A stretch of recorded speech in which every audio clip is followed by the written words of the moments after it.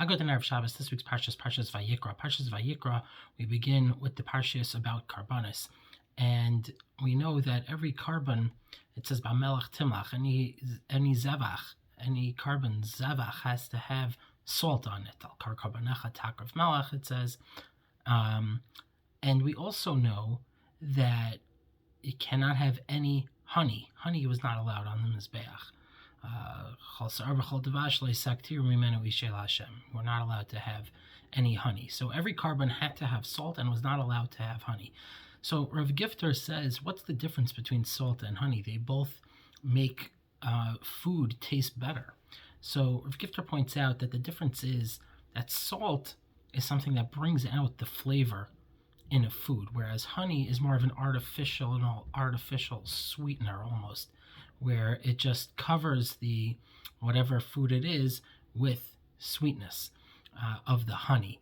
But it's teaching us a lesson that that's how we should be in our avodas Hashem also. Hashem doesn't want the honey. He doesn't just want the exterior kind of superficial avodah. That's not what he wants out of us. He wants the salt. He wants our true self. He wants to get to the real tam, the real person, the real type of person that you are.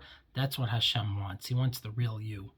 I was also thinking to say that Rabbeinu Bachya says that the pasuk says B'melach Timlach. It's a little bit of a double lashon. Why does it have to say B'melach Timlach?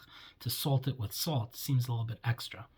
And Rabbeinu Bachya says that the double lashon is to teach us that there shouldn't be too much salt and there shouldn't be too little salt on the carbon. So I was thinking to say, maybe as an addition to Rav Gifter's Vart, that is the nature of a person. That's how a person should be. You should never get too high and you should never get too low. You should never get too high on yourself. You should never feel like, oh, I'm great, I'm amazing, I'm doing so many amazing things. You should never get too low on yourself either. You should never think like you're such a bad person. No, everyone is somewhere in between.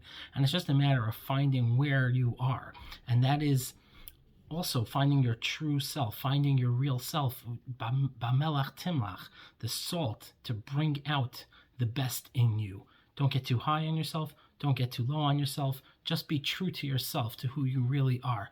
That is what the Rebbeinu Shalom wants. Have a wonderful Shabbos.